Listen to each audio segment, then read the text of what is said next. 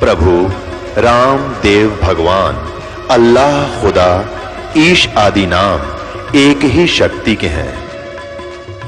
वो कैसा है, कहां है, कैसे मिलता है, किसने देखा है?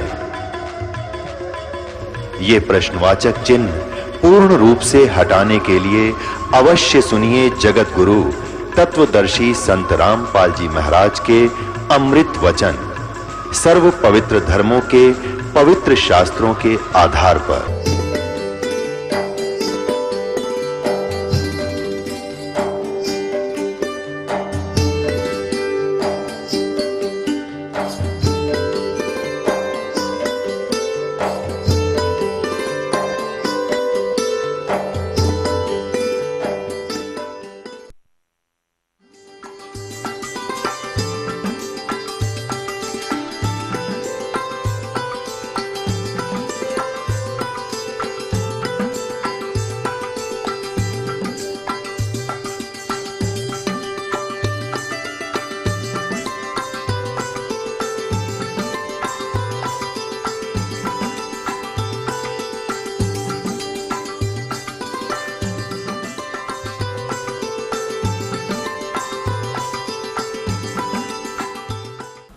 बोलो सतगुरुदेव की जय। बंदी छोड़ कबीर परमेश्वर जी की जय। बंदी छोड़ गरीबदास जी महाराज जी की जय। स्वामी रामदेवानंद जी गुरु महाराज जी की जय।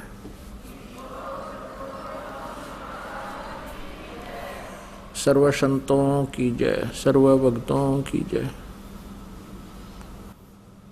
धर्मी पुरुषों की जय, श्री काशी धाम की जय, श्री छुडानी धाम की जय, श्री करौथा धाम की जय, श्री बरवाला धाम की जय। सत साहिब गरीब नमो नमो सतपुरुष को नमस्कार गुरु की नहीं। सुर नर मुनि जन साधुआ संतों सर्वसदी नहीं। सतगुरु साहिब संत सब दंडोतम प्रणाम। आगे पीछे मध्य हुए तिनको जा कुर्बान। नराकार निर्विषम काल जाल भय भंजनम। निर्लेपम निज निर्गुणम अकल अनुपवेशुंधुनम। सोहम सुरति समापतम सकल समाना नीरतलय उज्ज्वल हीरंबर हरदमम बेपरवाह अथाह है। वार पार नहीं मध्यतम। गरीब जो सुमरै सिद्ध होई ही गणनायक गलताना। करो अनुग्रह सोई पारस पद परवाना। आदि गणेश मनाऊं गणनायक देवन देवा। चरण कमल लो लाऊं आजंत करूं सेवा। परम शक्ति संगीतम रिद्धिदाता सोई। अवगत गुण अतीतम सत्य पुरुष निर्मोही। जगदम्बा जगदीशम मंगल रूप मुरारी। तन मन अर्पों शेषम भक्ति मुक्ति भंडारी। सुर नर मुनि जन ध्यावें ब्रह्मा विष्णु महेशा। शेष शेष मुख गावें पूज्य आदि गणेशा। इंद्र कुबेर सरीखा वरुण धर्म राय ध्यावे।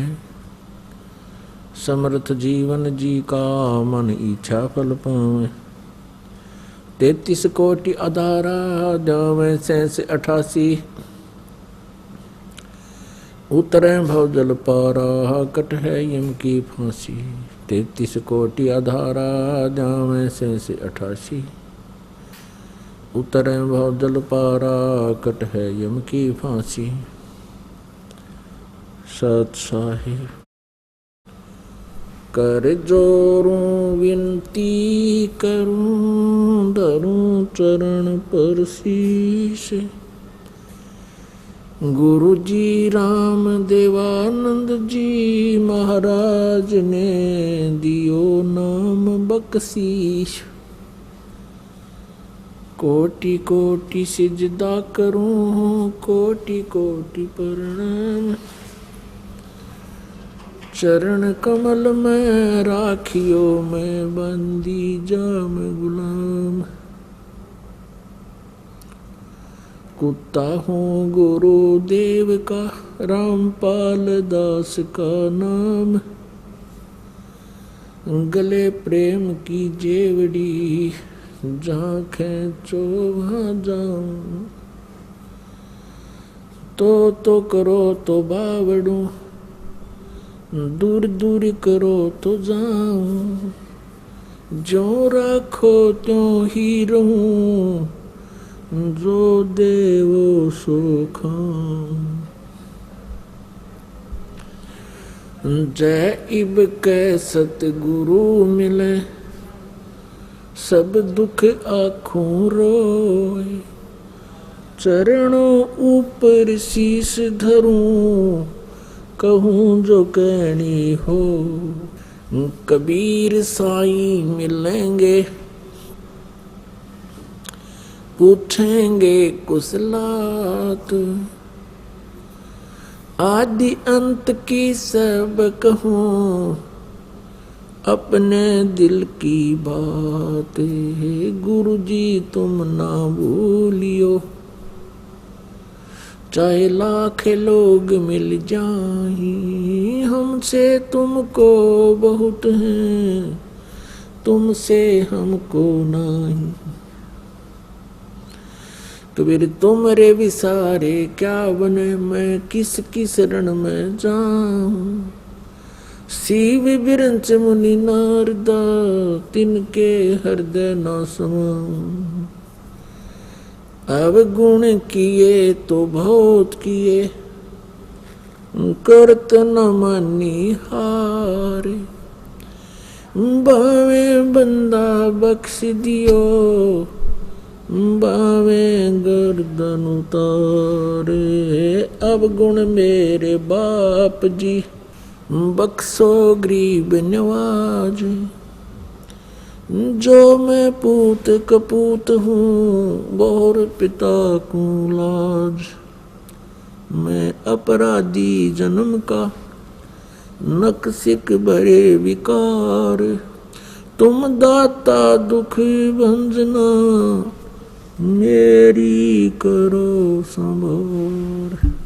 सूरत करो मम साइया, हम हैं भव जल माही।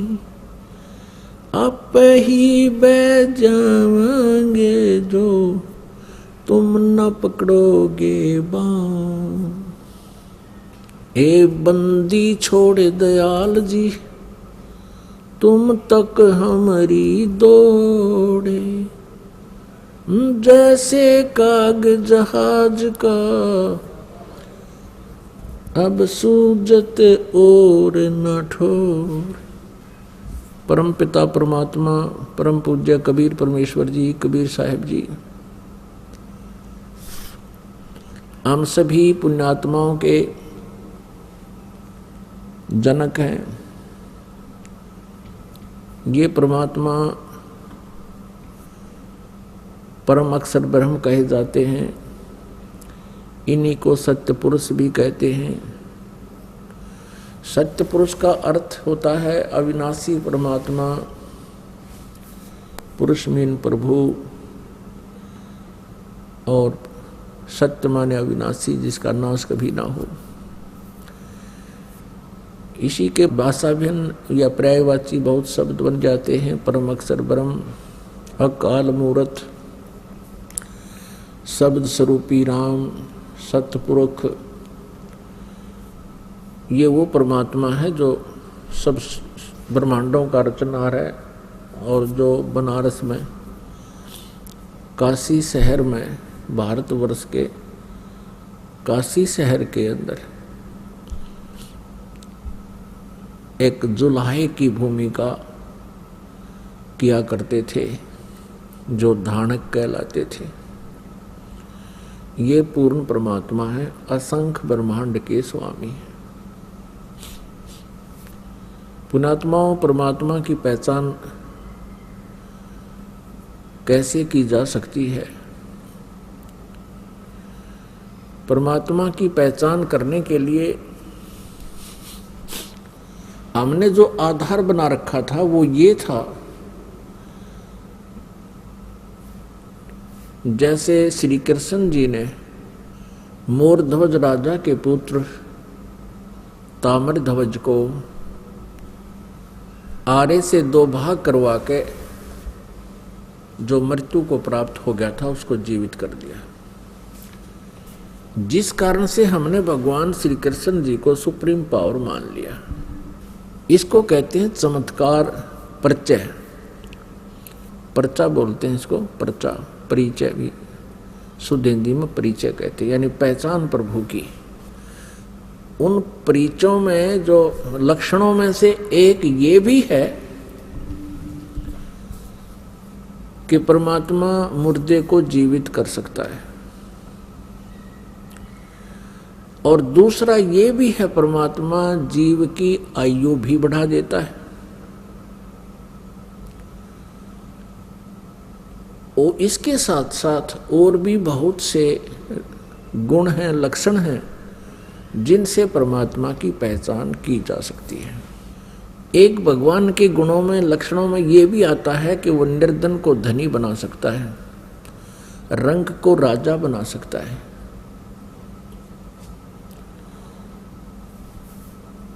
और एक ये भी पहचान है कि उसके विषय में हमारे सदग्रंथों में लिखा हुआ है। परमात्मा के गुणों की जानकारी हमारे पवित्र सदग्रंथ भी बताते हैं।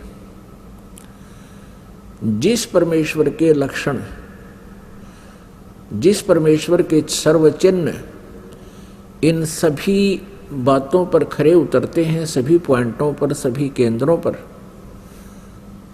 वो परमात्मा है, वो परमेश्वर है। इसके पहचानने के लिए हमने बहुत सा सहयोग लेना होगा।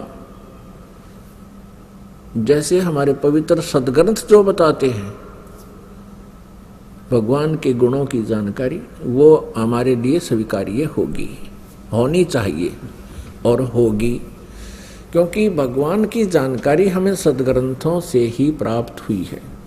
और हमारे जो पहले वाले गुरुजी थे वो यही कहा करते थे कि शिव पुराण में ऐसा लिखा है, वेदों में ऐसा लिखा है, श्री दुर्गा पुराण में ऐसा लिखा है, श्री विष्णु पुराण में ऐसा लिखा है, और श्री मार्कंडे पुराण में ऐसा लिखा है, श्री ब्रह्मा पुराण में ऐसा लिखा है। और वो साथ में संस्कृत भी बोला करते थे। तो हम ये सोचा करते थे कि इन महापुरुषों ने सदग्रंथों को ठीक से समझा है, क्योंकि ये संस्कृत लैंग्वेज से, संस्कृत भाषा से परिचित है। तो हमें कोई शंका नहीं रही। क्या शंका नहीं रही कि ये झूठ बोल रहे हैं। इसलिए हमने इनके प्रत्येक वाक्य को, प्रत्येक आदेश को शिरोधार्य किया, और जैसा भी इन पूर्व के ऋषि गुरु महापुरुषों ने, मंडलेश्वरों ने, आचार्यों ने, महंतों ने हमें जो ज्ञान दिया, हमने उसको स्वीकारा।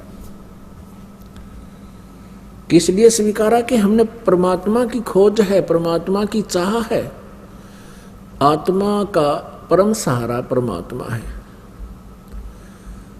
और जो आत्मा को सुख मिलेगा वो परमात्मा से मिलेगा। परमात्मा हमारे प्रारब्ध के कर्मों को भी नाश कर देता है। परमात्मा के गुणों में ये भी है कि परमात्मा, परमेश्वर पूर्ण ब्रह्म हमें साप से भी मुक्त कर सकता है, श्राप से। जैसे हमें 3 तापों से भी परमात्मा मुक्त कर सकता है। तो ये सभी लक्षण परमात्मा में होते हैं। प्रथम लक्षण जो हमने लिया है कि भगवान श्री कृष्ण ने मोरध्वज के पुत्र ताम्रध्वज को आरे से, एक आरी से 2 फाड़ करवा के उसके माता पिता से, क्योंकि पहले साधु संतों के विचारों, आदेश का बहुत पालन करते थे, श्रद्धालु व्यक्ति होते थे, और वो समझते थे कि ना जाने किस वेश में भगवान ही आ गया हो, इसलिए संत के आज्ञा का वो पालन करते थे। उस समय संत लोग जो है बड़े सिद्धि युक्त होते थे।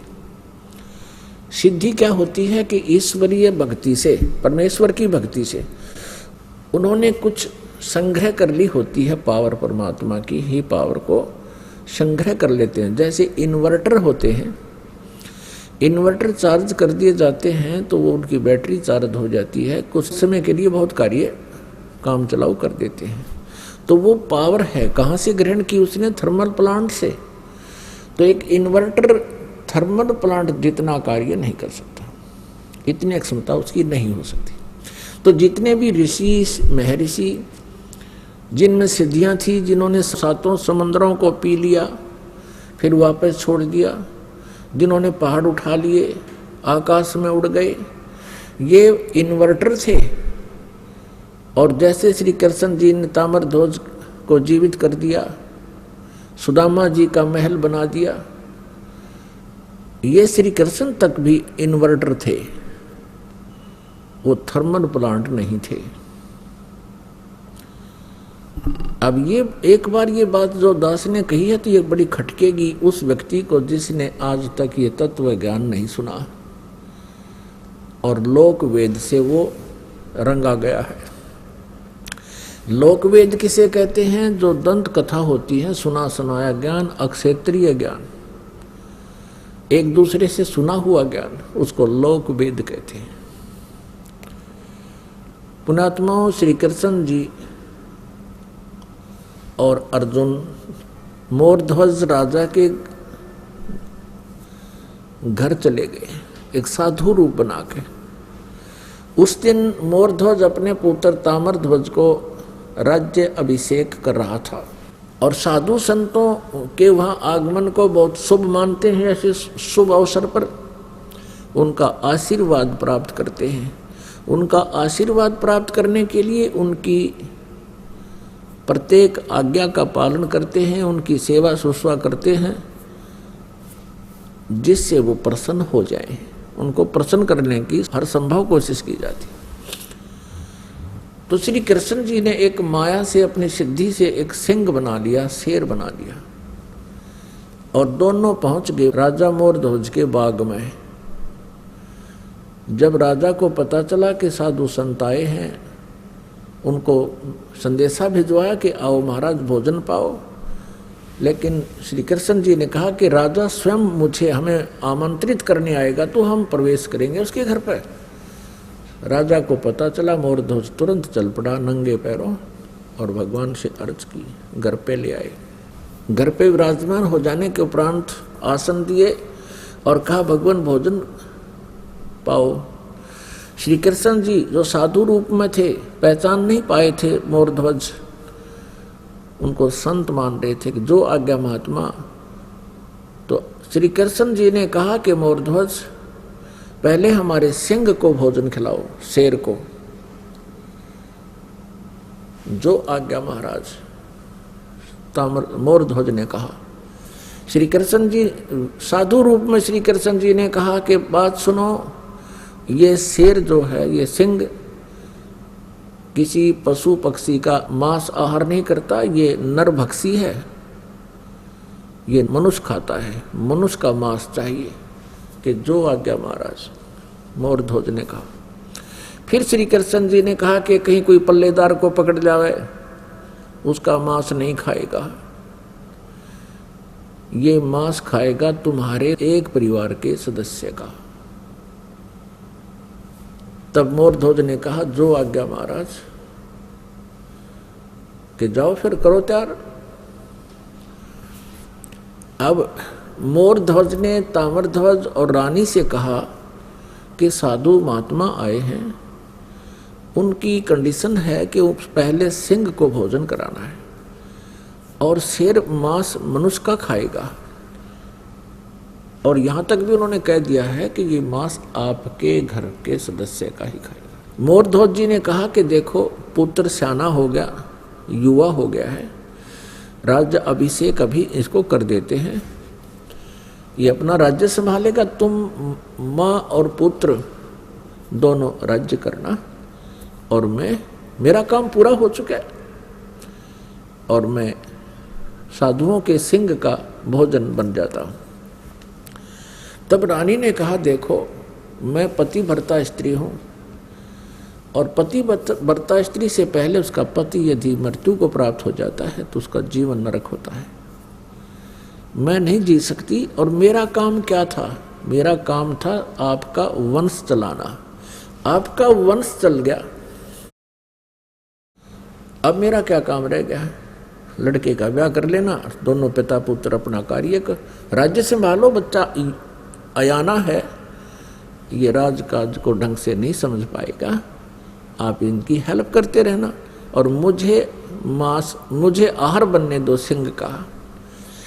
तब लड़का कहता है ताम्रध्वज के माता पिता, मैं माता पिता के ऋण से मुक्त नहीं हो पाया हूँ।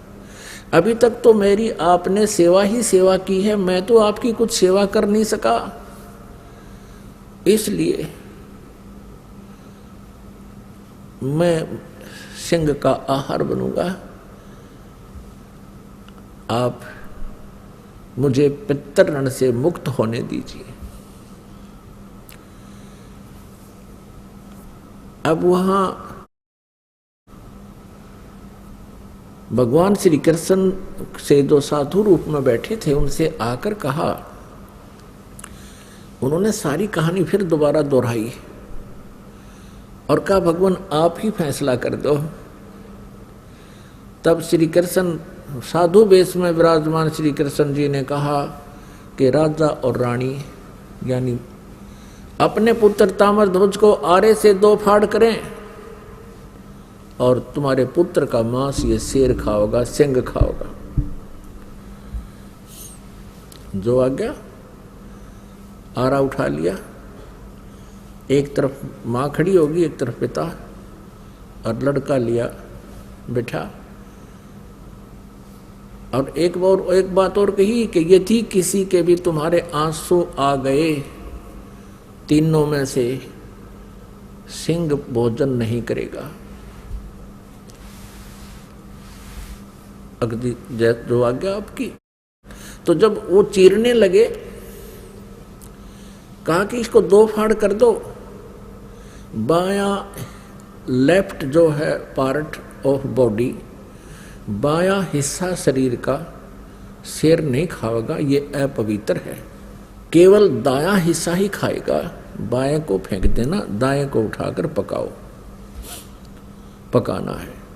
ये बात सुनकर के उस समय आरा चल रहा था, ताम्रध्वज की आंखों में आंसू आ गए।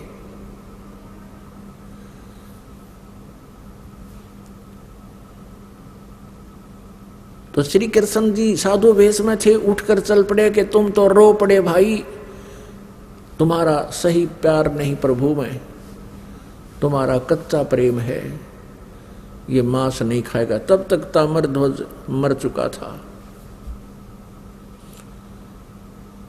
अब मोरध्वज कहता है कि हे भगवान, बालक था,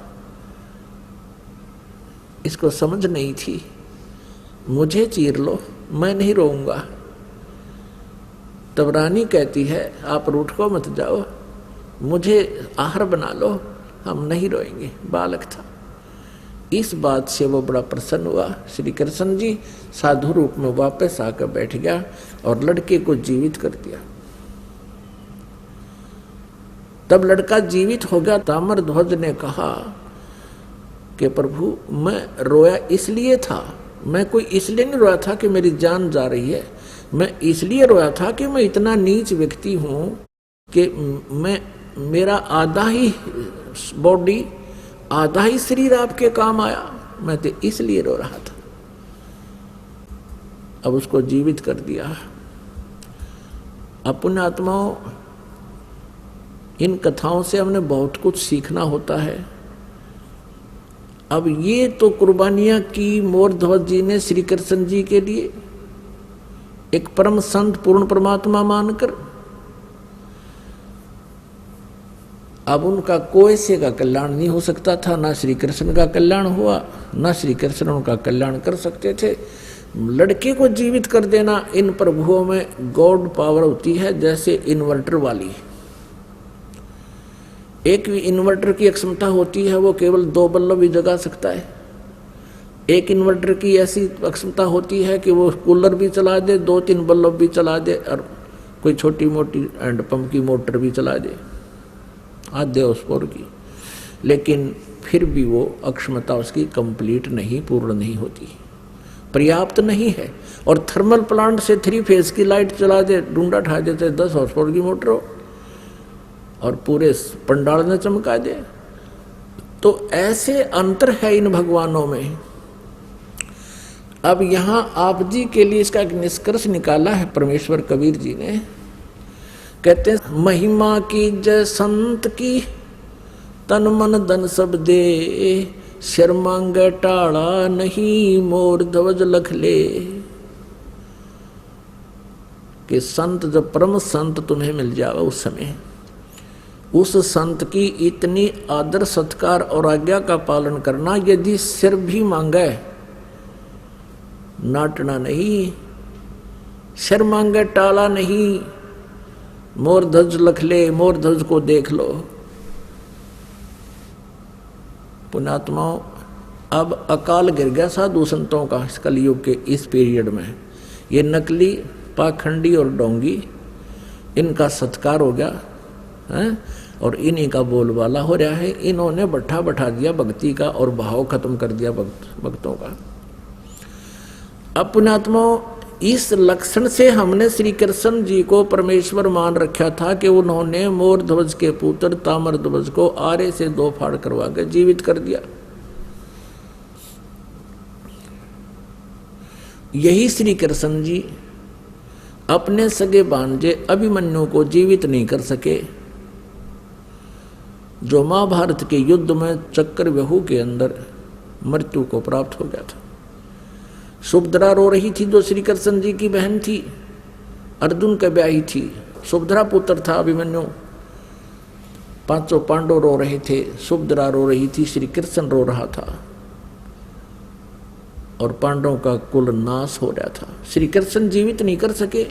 वहां तो पंगा पा दिया, जाके खुद चरवा के जीवित कर दिया लड़का मोर ध्वज का पुत्र, और वहां सुभद्रा पुत्र को श्री कृष्ण जीवित नहीं कर सके। तो परमेश्वर कबीर जी ने ये बताई है भिन्नता कि श्री कृष्ण जी उर्फ विष्णु जी, श्री कृष्ण जी विष्णु जी समझो, विष्णु जी के अवतार, उन्हीं की आत्मा यहाँ देवकी के गर्भ से उत्पन्न हुई थी। और ये केवल 4 भुजा के और 16 कला के भगवान हैं।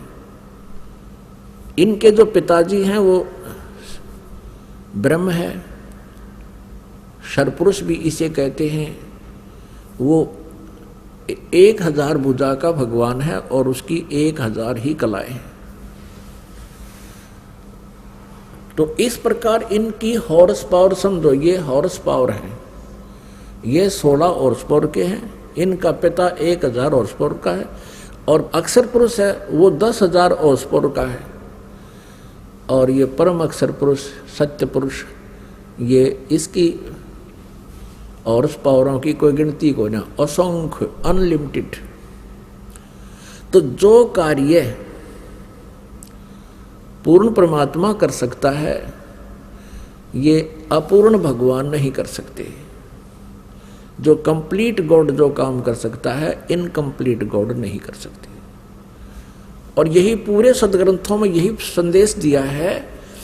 श्रीमद् भगवत गीता जी में यही कहा है कि अर्जुन तू सर्वभाव से उस परमेश्वर की शरण में जा। गीता जी अध्याय नंबर 18 के श्लोक नंबर 62 में और 66 में, दोनों में ये प्रमाण है। लेकिन 66 वाले को तो इन्होंने घुमा रखा है, वर्तमाने आना कर रखा है, जबकि वर्तमाने जाना होता है। और उसी की कृपा से ही तू परम शांति को और सनातन परम धाम को प्राप्त होगा। अब यहां प्रसंग है कि वो मोर ध्वज के पुत्र को तो जीवित कर दिया। अब सुभद्रा पुत्र को श्री कृष्ण जीवित क्यों नहीं कर सके? क्योंकि अभिमन्यु की आयु सीमा प्रारब्ध इतना ही था। अब अभिमन्यु का प्रारब्ध इतना ही था, उसकी आयु शेष नहीं थी। तो ये भगवान आयु नहीं बढ़ा सकते। हाँ, इस टूटे फूटे शरीर को ये जोड़ तोड़ कर सकते हैं और इस आत्मा को पुण्य स्थापित इसमें कर सकते हैं। जैसे ऐसे बहुत से महापुरुषों ने, संतों ने भी किया है। जैसे महर्षि वाल्मीकि जी थे, जिसमें सीता जी को निकाल दिया था घर से भगवान श्री रामचंद्र जी ने, वो गर्भवती थी। महर्षि वाल्मीकि जी के आश्रम में जाकर उन्होंने शरण ली, वहाँ रहने लगी, पुत्र को जन्म दिया। उसके बाद एक दिन जब वो उसका नाम लव रख दिया, जब लव 8-9 महीने का हो गया, वो 1 वर्ष का हो गया, सीता जी कपड़े धोने के लिए दरिया पर जाया करती थी प्रतिदिन, और बच्चे को पालने में सुला जाया करती थी। और वाल्मीकि जी से प्रार्थना करके जाती थी, पिताजी बच्चे का ध्यान रखना। कि जा बेटा, मैं ध्यान रखूंगा। एक दिन ऐसा हुआ कि महर्षि जी समाधिस्थ हो गए थे और सीता बच्चे को वहीं लेटाकर चली गई, ये कहकर के पिताजी ध्यान रखना। कुछ देर के बाद उसको ध्यान में आया कि पिताजी यानी ऋषि जी साधना कर रहे हैं, हो सकता है उसकी आंखें ना खुलें, देर तक समाधिस्थ बने रहें, कहीं पीछे से कोई बच्चे को पशु पक्षी उठा ना ले जाए। ये सोचकर वापस जाकर बच्चे को उठा लाई। वाल्मीकि जी जब समाधि अपनी साधना से उठे, देखा बच्चा है नहीं। अब वाल्मीकि जी ने देखा कि भी लड़की पहले दुखिया बहुत है और बच्चे के अभाव में या टक्कर मार मार कर मर जाएगी, मेरे से देखा नहीं जाएगा। इसलिए अपनी भक्ति शक्ति से उसने डाब के पत्ते तोड़े, कुश के, कुशा बोलते हैं, कुश बोलते हैं डाब को, एक घास होता है। डाब के पत्ते तोड़े, उनको ऐसे मला और अपनी मंत्र शक्ति से और पुत्र एक लड़का बना दिया और वो लेटा दिया वहां पर, 1 वर्ष की आयु का। अब सीता वापस आई, उसने पूछा पिताजी ये दूसरा लड़का किसका है? तब ऋषि जी ने देखा कि लड़की तो बच्चे को गोद में लिए हुए है। तब उसने कहा बेटी ये भी तेरा ही है। तब उसने सारी कहानी बताई कि बेटी तू कहकर गई थी कि बच्चे को ध्यान रखना, और प्रतिदिन कह के जाती थी। आज मैं देर से समाधि से उठा तो मैंने सोचा लड़की बच्चे को यहीं लेटा कर गई होगी और बच्चा नहीं है, कोई उठा ले गया होगा पक्षी पशु, और बेटी रोएगी, इसलिए मैंने ये एक पुत्र तेरे लिए और अपनी सबद शक्ति से बना दिया। अब दोनों को पाल। अब सीता ने उन दोनों को पुत्र रूप में पाला, उसका नाम कुश रख दिया। लव और कुश ये 2 पुत्र थे। तो कहने का भाव यह है कि ऐसे चमत्कार जो होते हैं इनको बोलते हैं परिचय, इसको पर्चा बोलते हैं, चमत्कार बोलते हैं। इन चमत्कार मात्रों से हम, इन चमत्कारों मात्र से हम परमात्मा नहीं मान सकते प्रत्येक व्यक्ति को। इसके साथ साथ और बहुत से भी लक्षण होते हैं। पुण्यात्मा, अब हम आपको परमेश्वर कबीर जी के विषय में जानकारी देंगे। इसी के पैरेलल के श्री कृष्ण जी ने मोर ध्वज के पुत्र को जीवित कर दिया।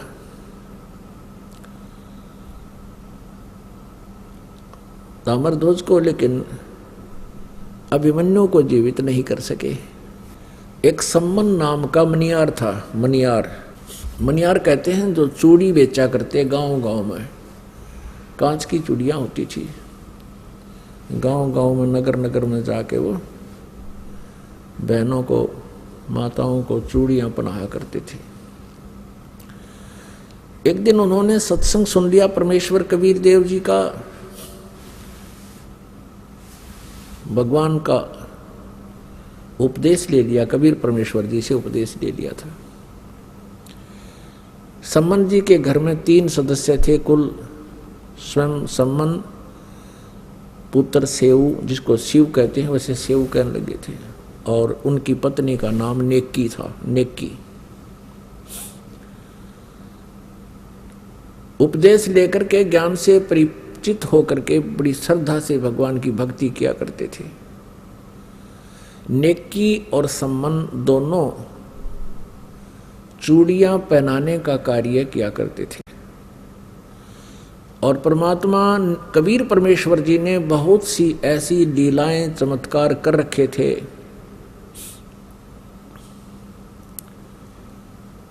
तो वो बताया करते थे जहां भी चूड़ियां पहनाने जाते थे, एक पंथ दो काज किया करते थे। चूड़ियां पहनाने का उड़े के 2-2 घंटे लग जाते, 4-5-10 बहनें आ जाती, उनको सत्संग सुनाया करते थे। उनके हाथ में जैसे धागा लगा हुआ है, वो पूछा करते थे कि ये धागा कैसा बांध रखा है। तो बताते थे कि हमने ऐसे गुरु बना लिया है, हमारे गुरु जी हैं। तो पुण्यात्माएं होती थी, परमात्मा की चर्चा सुनाना शुरू कर देते थे। सम्मान और नेकी अपने अपने स्थानों पर जहाँ जहाँ वो सेवा करने जाते थे, चूड़ियों बेचने की, पहनाने की।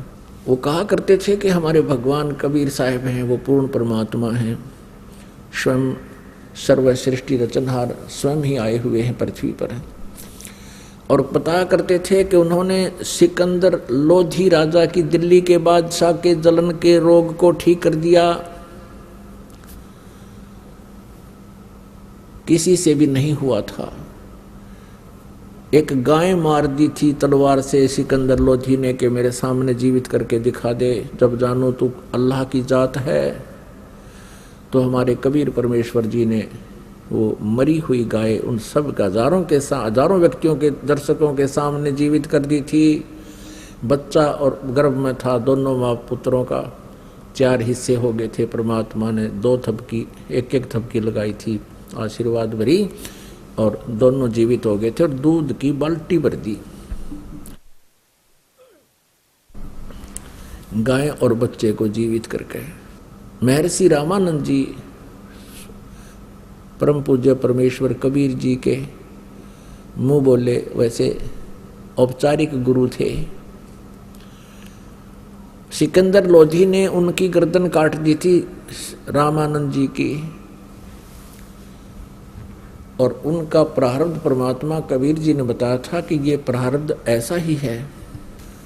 रामानंद जी की मृत्यु सिकंदर लोधी से ही होनी थी।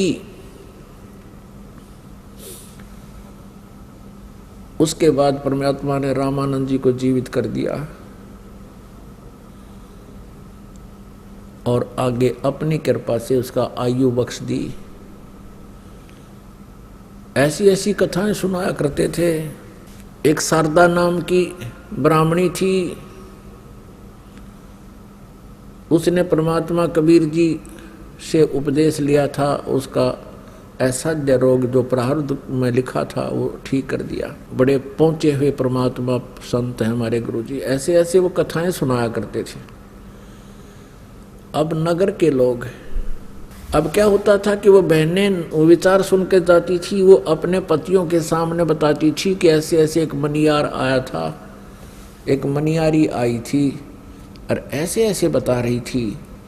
तो उनके पति कहते थे ये सब झूठ बोलते हैं, ये संत पाखंडी होते हैं, भोली आत्माओं को अपने चुंगल में फंसा रखा है। यदि इनके गुरु ऐसे पहुंचे हुए हैं तो इनको धनी क्यों ना बना देते। ये इनके पास ना ढंग से कोई मकान है, ना इनके पास ढंग से कपड़े हैं, हैंड टू माउथ ये जी रहे हैं, इनको क्यों नहीं धनी बना देते। अब बहनें जो वहाँ ज्ञान सुनकर जाती थी अपने पिता की, अपने पति के इस तर्क से, फिर वो ये भी कहने लग जाती थी। तो ऐसे दूसरी बार वहाँ चर्चा होती थी उन मनियार और मनियारी के द्वारा, तो वो ये तर्क देते थे कि भी तुम बात तो करते हो बड़ी बड़ी, लेकिन तुम स्वयं भूखे मर रहे हो। कभी तो आटा उधारा ले जाते हो, कभी कुछ उधारा ले जाते हो, तुम्हें क्यों नहीं सेठ बना देता तुम्हारा गुरु। तो वो क्या कहते थे कि हम भगवान से मोक्ष मांगते हैं, हम यहाँ का धन नहीं मांगते। तो वो कहते हैं मोक्ष तो बाद की बात है, पहले तो रोटी भी तो चाहिए। तो उनके जो के संसार के विचारों में और भगत के विचारों में, जगत के विचारों में, भगत के विचारों में बहुत भिन्नता होती है, और इसी कारण से तालमेल नहीं बनता, विरोध बना रहता है। पुण्यात्माओं, अब परमात्मा की कई लीलाएं बतानी पड़ेंगी इसमें। एक समय एक शेख तकी नाम का सिकंदर लोधी दिल्ली के बादशाह का गुरु था, धार्मिक गुरु था। और जब उसको ये पता चला कि सिकंदर लोधी के जलन का रोग कबीर जी ने ठीक कर दिया, परमेश्वर कबीर जी ने, और सिकंदर लोधी ने बताया कि मैंने अपने हाथों से अपनी तलवार से स्वामी रामानंद जी को मार दिया था, कत्ल कर दिया था, उसका धड़ से अलग कर दी थी उनकी जो है गर्दन, और कबीर जी ने जीवित कर दिया। इस चीज को देख करके शेख तकी के मन में बहुत ईर्ष्या होगी कबीर जी के प्रति कि ये इतना प्रभाव जमा बैठा है राजा के दिल में, अब मेरी दाल गलेगी नहीं। और जब तक मैं कबीर जी को सिकंदर लोधी बादशाह के हृदय से नजरों से नहीं गिरा दूंगा, तब तक मेरी रीवैल्यू नहीं होगी। इस सोच से, इस दृष्टिकोण से उसने कबीर जी को नीचा दिखाने के लिए, एक दिन राजा काशी से आ रहा था सिकंदर लोधी, साथ में कबीर जी भी थे और शेख तकी भी थे। बनारस से दिल्ली लौटते समय एक दरिया के किनारे रात्रि में पड़ाव कर लिया था। अब शेख तकी ने कहा था, शेख तकी ने कहा कि राजन, मैं इसको तब मानूंगा कबीर को कोई शक्ति युक्त है, मेरे सामने कोई मुर्दा जीवित करके दिखा दे। ये तो जादूगर है। सिकंदर आपने उनकी गर्दन काट दी, इसने तुरंत जीवित कर दी होगी। जब जानूं किसी मुर्दे को जीवित करके दिखाए तब मानूं मैं इसको, अन्यथा मैं सब मुसलमानों को कह दूंगा कि सिकंदर लोधी हिंदू बन गया है, इसने हिंदू गुरु बना लिया। इस बात का सिकंदर लोधी को पता था कि मुसलमान भोली श्रद्धालु मुसलमान जितने भी हैं शेख तकी के प्रत्येक आज्ञा का पालन करते हैं। इसने एक बार ये आग लगा दी तो तेरा राज्य नहीं रहेगा। चिंतित हुआ सिकंदर लोधी, तब परमेश्वर कबीर जी ने कारण पूछा तो कारण बताया कि ये शेख तकी ऐसे ऐसे कह रहा है भगवान, और ये सचमुच वहां दिल्ली में जाकर आग लगा देगा, सब मुसलमानों को मेरे विरोधी कर देगा, मेरे राज्य को खतरा हो जाएगा, मैं इसलिए चिंतित हूं। ये कहता है कि एक मुर्दा कोई जीवित करे कबीर तब मैं मानूं। कबीर साहब ने कहा कि उसको कह दो कि एक मुर्दा ढूंढ लाओ कोई। अब कहने का भाव ये है पुण्यात्माओं के मालिक की रजा, क्योंकि वो अपने भक्त को टेंशन युक्त नहीं रहने देते कबीर परमेश्वर। सिकंदर लोधी को अत्यंत टेंशन होगी थी कि ये तो बात बिगड़गी, यो नहीं माना किसी तरह भी। बहुत कुछ समझाया था कि पीर जी देखो मेरे क्या हालत थी, मैं कितना दुखी था, जलन का रोग मुझे लगा हुआ था और मैं स्वस्थ हो गया। आप जी ने सब जंतर मंत्र कर लिए थे, सब वैद्यों को आपने बुला लिया था, मैं फिर भी स्वस्थ नहीं हुआ था। कबीर जी के आशीर्वाद मात्र से मैं स्वस्थ हो गया। अब मैं इसको कैसे हृदय से उतार दूं। शेख तकी की तो दूनी भौंट सुकड़गी, उनकी त्योड़ी पड़गी। ठीक है, तो इसी को मान ले, अपना गुरु मान ले इसको, मैं कह दूंगा मुसलमानों को। अब इतनी टेंशन होगी राजा को कि भाई बात बिगड़गी। तब परमेश्वर ने कहा कि चलो, उसी समय लीला हुई। वो तो कहते सोचल छिद्र मैं करूं अपने जन के काज, ऐसी हुई रजादाता की कि कुछ कबीले ऐसे हैं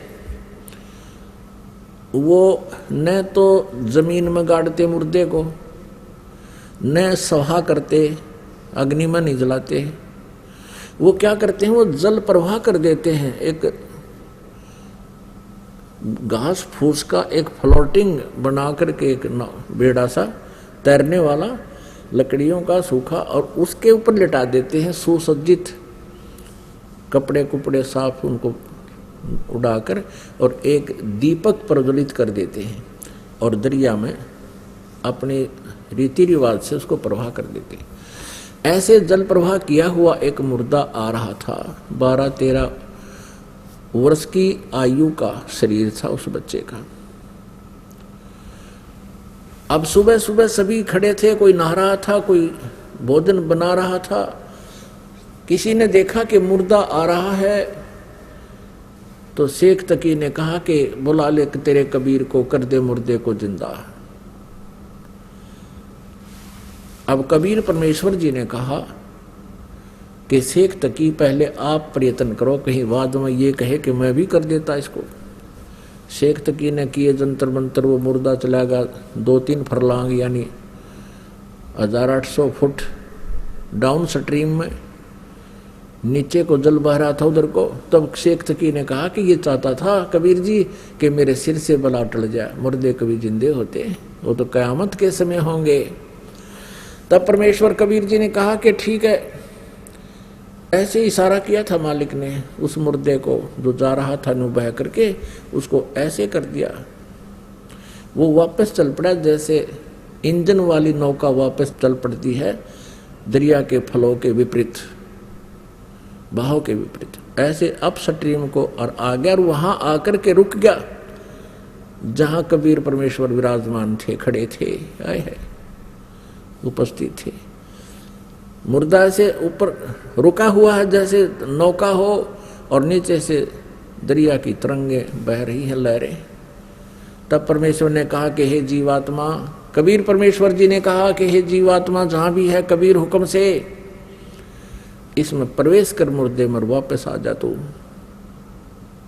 एकदम वहीं से वो आत्मा वापस प्रवेश हुई और वो लड़का जीवित होकर के बाहर आके परमेश्वर कबीर जी के चरणों में दंडवत प्रणाम किया। बोलो बंदी छोड़ कबीर साहेब की जय हो।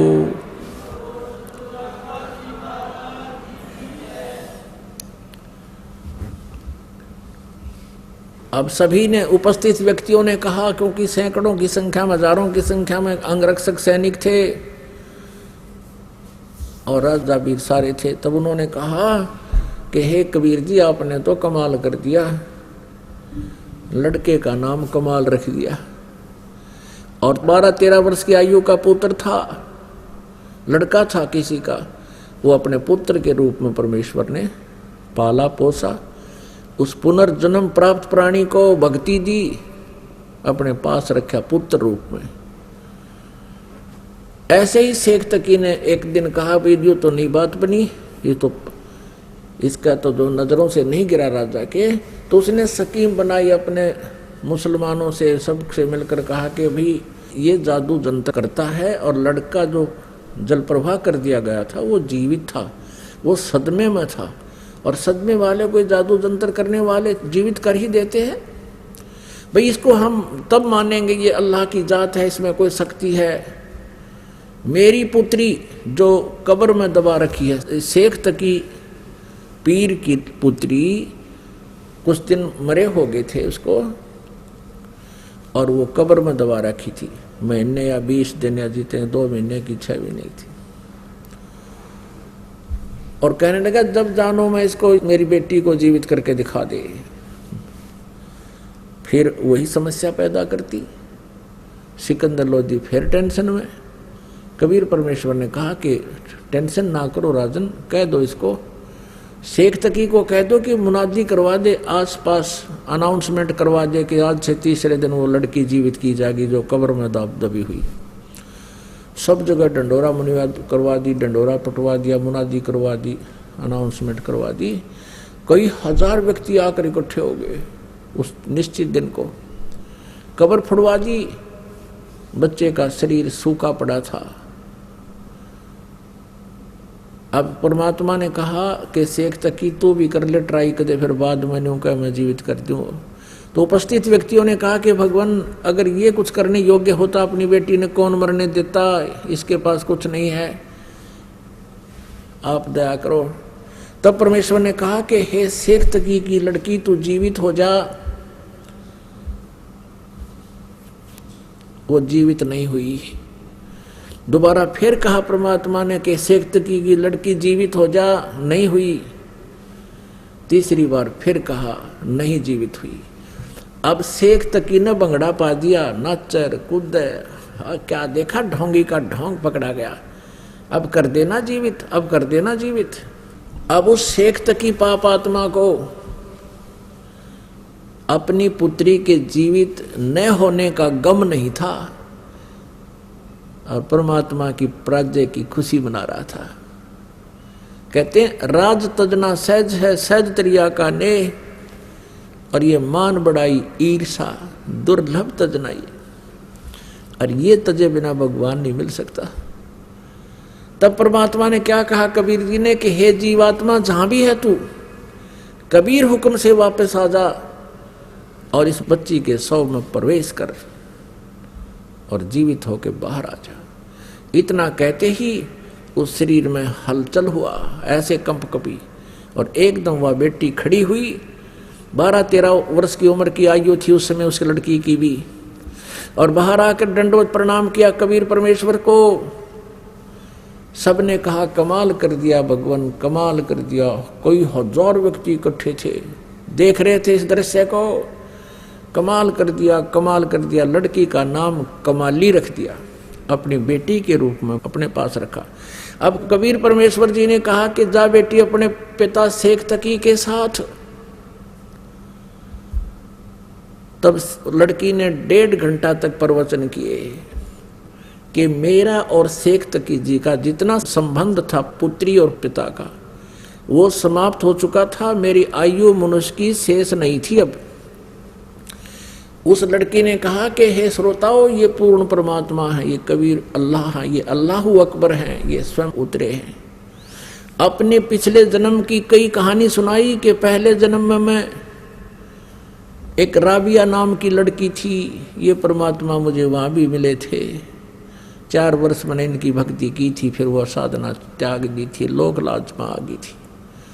उसके कारण मुझे फिर एक और मनुष्य जीवन मिला बंसुरी का, और तीसरा जन्म मुझे आज ये कमाली का मिला था। ये भी मेरा उस भक्ति के, उस 4 साल की भक्ति जो मैंने की थी, उसके कारण ये 2-1.5 मेरे अनमोल जन्म मुझे मिले थे।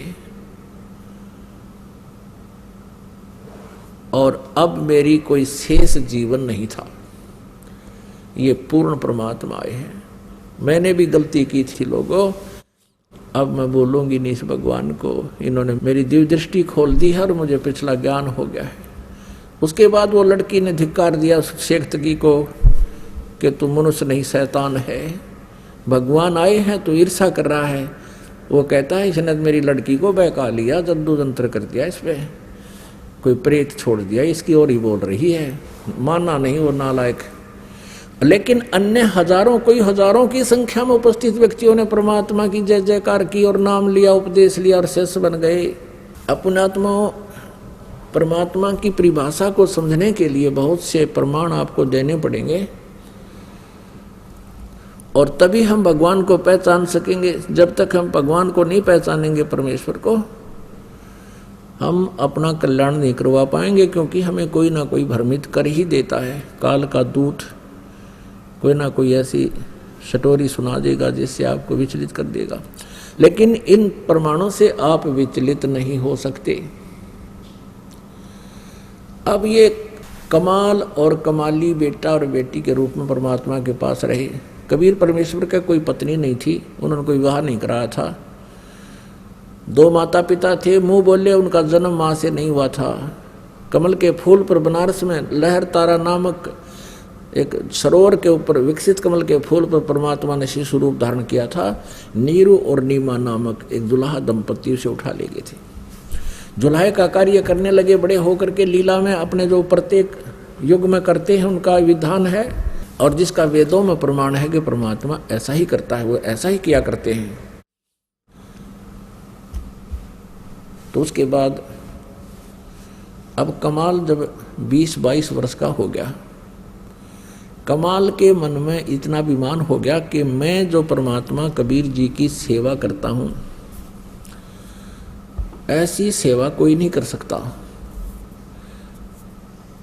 ये पता चला कबीर परमेश्वर जी को। उनके सामने भी उसने 1-2 बार ऐसी ढींग आंख दी